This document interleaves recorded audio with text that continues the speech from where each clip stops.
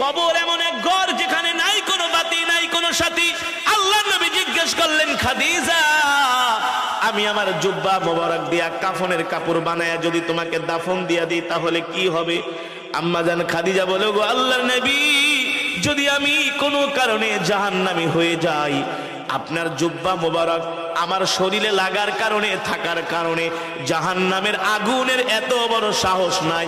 রহমাতুল্লিল আলামিনের জুব্বা মোবারকে জাহান্নামের আগুন লাগবে, ঠিক কিনা বলেন? আল্লাহু আকবার। 2 নম্বরে, আমি তোমার কবরের পাশে কেন হাঁটবো?